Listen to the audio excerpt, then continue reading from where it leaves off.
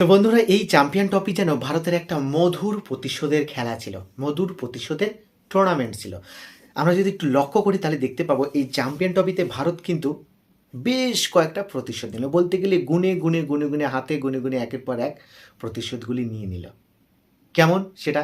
প্রথম ম্যাচ আমরা দেখলাম বাংলাদেশের সঙ্গে, বাংলাদেশকে আমরা হারিয়ে বাড়ি পাঠিয়ে দিলাম।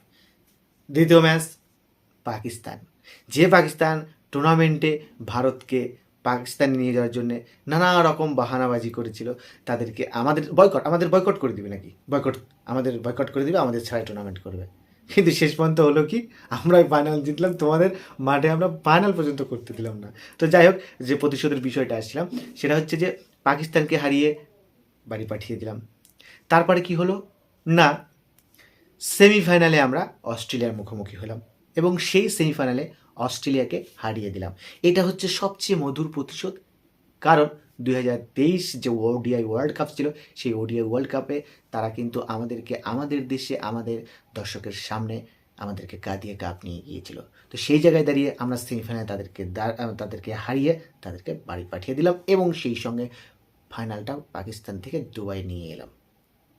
এটা আর একটা প্রতিশোধ। এবং শেষ যেটা প্রতিশোধ ছিল আজকের ম্যাচে, সেটা হচ্ছে যে নিউজিল্যান্ডকে হারিয়ে কাপ জয়। কেমন প্রতিশোধ এটা?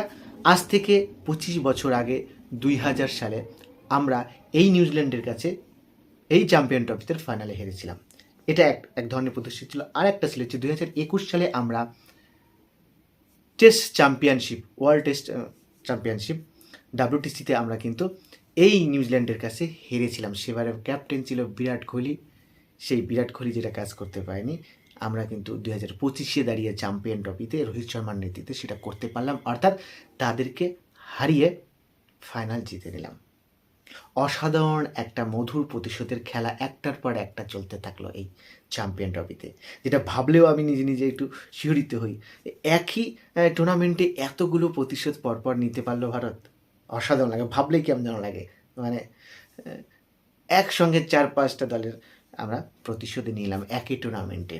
দীর্ঘদিন ধরে যেগুলো জমেছিল সেগুলো মনে হচ্ছে একবারে উগড়ে গিলে নিলাম আমরা। হ্যাঁ, অসাধারণ লাগছে বন্ধুরা। চ্যাম্পিয়ন ট্রফি 2025 আমরা জিতলাম।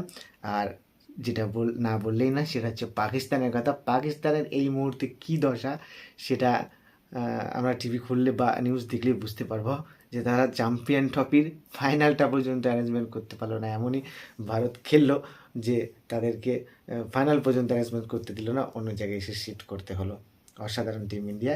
এইভাবেই ভারতের 140 কোটি মানুষকে টিম ইন্ডিয়া আনন্দে দিয়ে আসছে। বিরাট কোহলি, রোহিত শর্মা থেকে শুরু করে যে সমস্ত প্লেয়াররা বর্তমানে রয়েছে তাদের জন্য অসংখ্য হাততালি, অসংখ্য ধন্যবাদ। কেন তাদের এই খেলাতে আমরা এতটা আনন্দ উপভোগ করছি, অবশ্যই তাদের জন্য একটা হাততালি। আর এই টুর্নামেন্ট আমি বলবো ভারতের মধুর প্রতিশোধের টুর্নামেন্ট।